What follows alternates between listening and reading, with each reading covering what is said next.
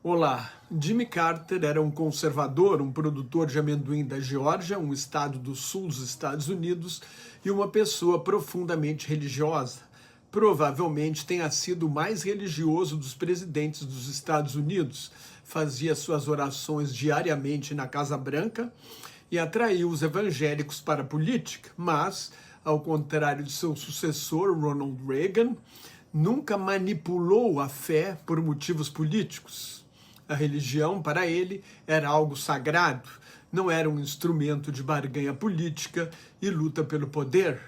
Reagan atraiu a chamada direita religiosa. Reagan, que era um divorciado, ou seja, não era uma pessoa religiosa como Carter, atraiu a chamada direita religiosa, que tradicionalmente não votava, para o Partido Republicano, com temas como o aborto e a homossexualidade.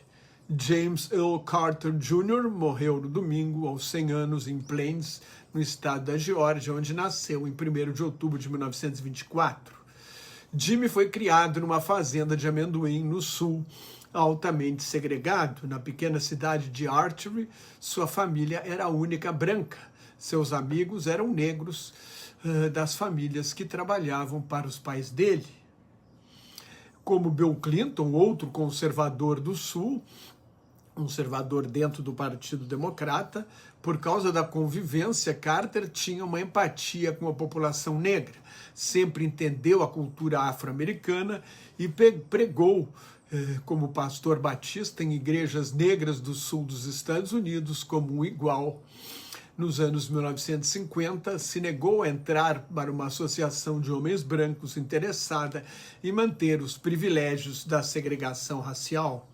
Antes de entrar na política, Carter estudou na Escola de Guerra Naval e graduou-se como tenente. Quando o pai morreu, abandonou a Marinha e foi cuidar da fazenda da família, enriqueceu e entrou na política.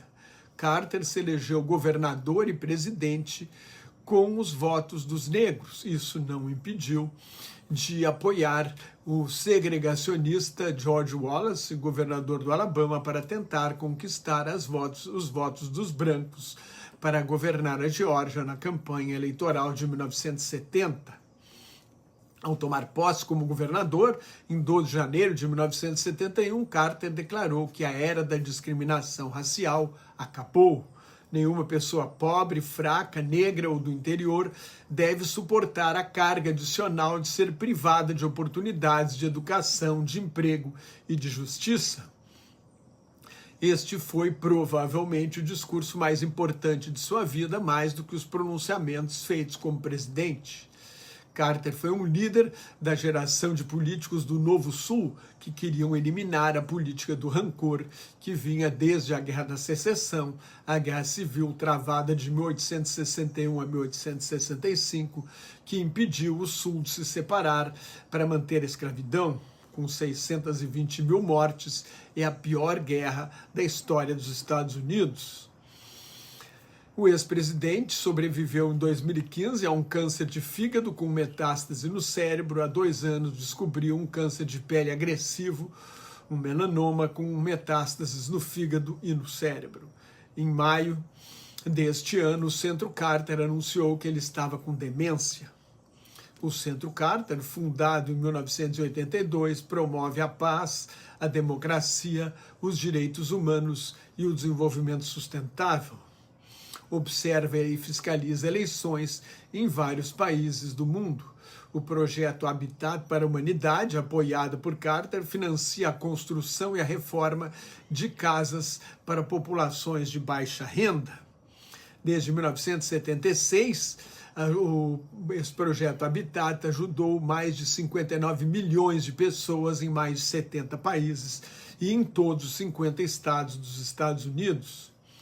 Jimmy Carter foi a resposta à derrota na Guerra do Vietnã e ao governo de Richard Nixon, um presidente que se viu na obrigação de declarar publicamente, durante o escândalo de Watergate, que não era um cafajeste. Foi também uma punição ao presidente Gerald Ford, que perdoou Nixon e foi derrotado por Carter na eleição presidencial de 1976. Mesmo sendo de partidos políticos diferentes, como aconteceria com Bill Clinton e George Bush pai, Ford e Carter se tornaram grandes amigos. Carter atribuiu sua eleição à banda de rock Allman Brothers, que o teria popularizado junto ao eleitorado jovem. Assim, foi chamado de o primeiro presidente rock and roll. Sua mulher, Rosalind Carter, foi a primeira-dama mais ativa desde Eleanor Roosevelt, mulher do presidente Franklin Roosevelt, que governou durante a Grande Depressão e a Segunda Guerra Mundial. Rosalind tinha seu próprio escritório dentro da Casa Branca. Carter toma posse em 20 de janeiro de 1977. No dia seguinte, perdoou os desertores que se negaram a lutar no Vietnã. Quando Leonel Brizola recebeu um aviso para sair do Uruguai em 1977, em plena Operação Condor, uma aliança das ditaduras do Cone Sul da América do Sul para perseguir inimigos políticos além de suas fronteiras, e depois das mortes suspeitas dos ex-presidentes João Goulart e Juscelino Kubitschek e do ex-governador Carlos Lacerda, eles formavam a Frente Ampla e morreram em 1976. Em 77, o presidente Carter acolheu Brizola como refugiado nos Estados Unidos. Sua política de direitos humanos, um instrumento de propaganda na Guerra Fria contra a União Soviética, ignorou crimes cometidos por ditadores aliados como o Shah do Irã, Ferdinando Marcos das Filipinas e Suharto na Indonésia, que na época invadiu o Timor-Leste. Quer dizer, já tinha invadido em 1975. Carter também foi criticado por não impor sanções ao regime segregacionista do apartheid na África do Sul e se recusar a reconstruir o Vietnã. Mas a política de direitos humanos serviu para expor e irritar as ditaduras militares da América Latina, que tinham apoio explícito de Henry Kissinger, o secretário de Estado de Nixon e Ford. Apesar da hipocrisia da superpotência ao excluir aliados, a política de direitos humanos teve um impacto importante em países que viviam sob ditaduras. Em 1977, Carter negociou a entrega do Canal do Panamá ao Panamá, que aconteceu em 1999, na virada para o ano 2000, o que agora o presidente eleito Donald Trump fala em revogar, o que exigiria uma ocupação militar. Carter também pressionou Joaquim Balaguer a entregar o poder na República Dominicana. Na Nicarágua, por exemplo, os Estados Unidos retiraram qualquer apoio à ditadura de Anastácio Somoza, especialmente depois da morte de um jornalista norte-americano executado a sangue frio pela Guarda Nacional de Somoza diante das câmeras. A Frente Sandinista de Libertação Nacional tomou o poder em Manágua em julho de 1979. Desde a posse de Ronald Reagan, em janeiro de 1981, os Estados Unidos passaram a fomentar a contra-revolução na Nicarágua. O maior sucesso de Carter em política externa foi mediar as negociações de paz entre Israel e o Egito, que começam em 1977, quando o ditador egípcio Anwar Sadat abandona a aliança com a União Soviética e se alia aos Estados Unidos para recuperar a Península do Sinai, ocupada por Israel na Guerra dos 6 Dias, em 1967, que o Egito não conseguiu reconquistar na Guerra do Yom Kippur, o Dia do Perdão, em 1973. Mas as relações de Carter com Israel nem sempre foram pacíficas. Em 2006, no livro Paz, Não Apartheid, Carter compara o tratamento dado aos árabes em Israel ao regime de segregação racial da maioria negra na África do Sul antes da ascensão de Nelson Mandela.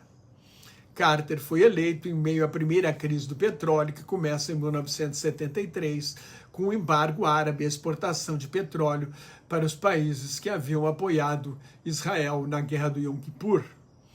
Havia filas nos postos de gasolina e escassez de energia no país do esbanjamento e do consumo, que até então só andava em carrões. A alta do petróleo causou inflação nos países envolvidos. Com a Revolução Islâmica no Irã, que tomou poder em fevereiro de 1979, há uma segunda crise do petróleo. Os Estados Unidos são o grande Satã para os fundamentalistas islâmicos, inclusive porque o governo Carter apoiava o regime do Shah Reza Pahlavi e teria aconselhado, inclusive, a atirar nos manifestantes da Revolução iraniana. Em 4 de novembro de 1979, revolucionários iranianos extremistas muçulmanos tomaram a embaixada dos Estados Unidos em Teherã e fizeram 66 reféns. Carter autorizou uma operação com tropas de elite, a Força Delta, mas vários helicópteros tiveram problema com a areia do deserto e a missão fracassou. É a única ação militar de força dos Estados Unidos no exterior autorizada por Carter, que não envolveu o país em nenhuma guerra. A Operação Garra de Águia tentou resgatar os reféns em 24 de abril de 1980. Só 5 dos 8 helicópteros enviados chegaram à base de apoio no meio do deserto em condições técnicas. Um teve problemas hidráulicos, outro foi danificado por uma tempestade de areia fina. Durante o planejamento, ficara decidido que a missão seria abortada se menos de 6 helicópteros estivessem em condições operacionais, embora fossem necessários apenas 4. Numa decisão discutida até hoje, os comandantes pediram autorização para abandonar a missão. Carter concordou. Quando a Força Delta estava se retirando, um helicóptero bateu num avião de transporte de tropas com soldados e combustível que explodiu em chamas e matou 8 soldados norte-americanos. Foi um fracasso total. Só depois de 44 dias e da posse de Ronald Reagan, que teria negociado secretamente com o regime fundamentalista iraniano, os últimos 52 reféns foram libertados. Depois da invasão soviética ao Afeganistão, no Natal de 1979, Carter impõe sanções à União Soviética, boicota a Olimpíada de 1980 em Moscou e suspende a ratificação do segundo Tratado de Limitação de Armas Estratégicas, SALT II, que havia negociado com o governo Leonid Brezhnev. É o início da Segunda Guerra Fria, depois da détente, o degelo do início dos anos 1970, quando Henry Kissinger e Richard Nixon foram a Beijing e Moscou. A Segunda Guerra Fria vai até a ascensão do reformista Mikhail Gorbachev ao cargo de secretário-geral do Partido Comunista da União Soviética em 11 de março de 1985. Gorbachev e Reagan negociaram o fim da Guerra Fria. Nas eleições primárias de 1980, Carter venceu o senador Ted Kennedy, vulnerável por causa da morte de uma secretária com quem teria Mary Jo Kopechne, com quem teria tido um caso num acidente de automóvel em que só se apresentou no dia seguinte. Havia suspeita de que estivesse dirigindo bêbado. Foi a última vez que um Kennedy lançou uma candidatura presidencial com chance de chegar ao poder. Agora, Robert Kennedy Jr. se apresentou como pré-candidato, mas sua candidatura nunca foi levada a sério. No debate com Carter, Reagan fez aos telespectadores a pergunta que aprendeu no primeiro debate presidencial de John Kennedy e Richard Nixon em 1960.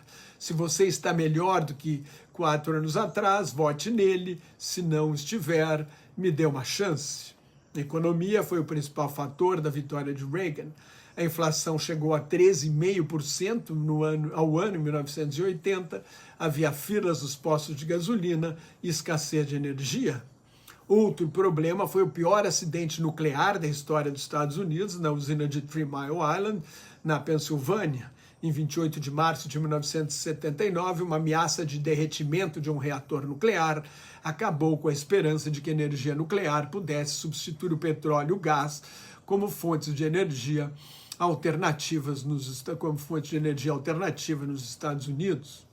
Em política interna, Carter criou os departamentos, ministérios da Educação e da Energia e um superfundo para descontaminar depósitos e locais de concentração de lixo tóxico. Em junho de 1979, ele inaugurou 32 painéis solares na Casa Branca, nas suas palavras, para captar a energia do sol, para enriquecer nossas vidas e nos afastar da dependência debilitante do petróleo importado. Reagan removeu os painéis em 1986. Carter desregulamentou a aviação de passageiros e o transporte rodoviário, o que contribuiu para a recuperação da economia no governo Reagan. Foi Carter quem indicou Paul Volcker para presidente do Conselho da Reserva Federal, o Fed, o Banco Central dos Estados Unidos. A inflação chegou a 13,5% ao ano em 1980, como eu falei, a taxa básica de juros subiu para 21,5% em julho de 1981. A inflação foi controlada ao custo de uma recessão dupla, com queda de 2,2% no produto interno bruto em 1980 e mais ainda em 81 e 82. O desemprego chegou a 10,8%, na pior crise econômica dos Estados Unidos desde a Grande Depressão dos anos 30. Por causa da alta de juros, a América Latina quebrou na crise das dívidas externas em 1982.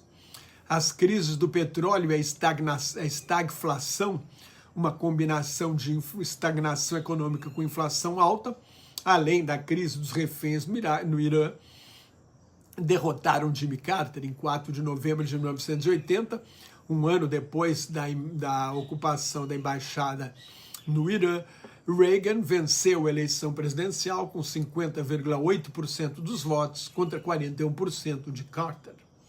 Depois da Casa Branca, Carter se tornou o melhor ex-presidente dos Estados Unidos, como declarou o Comitê Norueguês do Prêmio Nobel, ao lhe conceder o Prêmio Nobel da Paz em 2022. Outro dia eu ouvi um podcast da revista New Yorker sobre o legado de Henry Kissinger, o diplomata mais influente da segunda metade do século XX, acusado de crimes de guerra por ser um arquirrealista que colocava as relações de poder e entre grandes potências acima dos direitos de países menores e dos cidadãos comuns. Carter era um wilsoniano. O presidente Woodrow Wilson levou os Estados Unidos a entrar na Primeira Guerra Mundial por acreditar que a democracia criaria um mundo de paz. Kissinger não acreditava nisso. Entendia que mais importante era garantir um equilíbrio de forças entre as grandes potências para manter a ordem e evitar grandes guerras. Kissinger fez uma monografia de conclusão do curso de graduação na Universidade de Harvard de 300 páginas sobre a restauração da ordem monárquica na Europa pela Santa Aliança e o Congresso de Viena depois das guerras napoleônicas. Um mundo restaurado, Metternich, Castelriag e o Problema da Paz. É um livro hoje, você pode encontrar aí nas livrarias, inclusive versão digital. Carter era um idealista, defendeu seus valores morais durante toda a vida, muito além da Casa Branca. O contraste com o presidente eleito Donald Trump não pode ser maior. Carter era um estadista dedicado ao bem comum. Trump trabalha para si mesmo e seus amigos bilionários. Carter conversou com regimes e grupos considerados malditos pelos Estados Unidos, foi ao Haiti, a Cuba, a Etiópia, a Somália, ao Sudão e a Coreia do Norte. Dialogou com o movimento de resistência islâmica, o Hamas, quando isso era um tabu, considerado praticamente inaceitável para um líder dos Estados Unidos. Também foi a Sarajevo tentar negociar a paz na Guerra da Bósnia e Herzegovina, a pior guerra na Europa depois da Segunda Guerra Mundial, até a invasão da Ucrânia pela Rússia, que vai completar 3 anos em fevereiro. Carter não seguiu a regra de ficar em silêncio sobre seus sucessores, criticou Bill Clinton pelo caso com a estagiária Mônica Lewinsky e a invasão do Iraque, chamou a política externa de George W. Bush, o filho, de a pior da história dos Estados Unidos. Além de anti-Nixon e anti-Kissinger, Carter era anti-Bush e anti-Trump. Quando a polícia matou o negro George Floyd em 25 de maio de 2020, provocando uma revolta internacional, Carter expressou sua insatisfação, indignação. As pessoas com poder, os privilegiados e a consciência moral precisam se elevar e dizer nunca mais. Na véspera do primeiro aniversário da invasão do Congresso, em 6 de janeiro de 2021, Carter escreveu um artigo para o jornal New York Times. Sem citar Trump, criticou os políticos inescrupulosos que incitam a multidão com a mentira de que a eleição foi fraudada. Carter apelou aos norte-americanos para que rejeitem a violência política, a polarização, a desinformação e abracem a justiça, a civilidade e o respeito à lei. Nossa grande nação, escreveu Carter, está à beira de um abismo que se alarga sem uma ação imediata. Corremos sério risco de um conflito civil e da perda de nossa democracia. Os americanos precisam colocar as diferenças à parte e trabalhar juntos antes que seja tarde demais. Este é o legado de Jimmy Carter, um legado de paz, concórdia, honestidade e decência, valores tão escassos na política atual.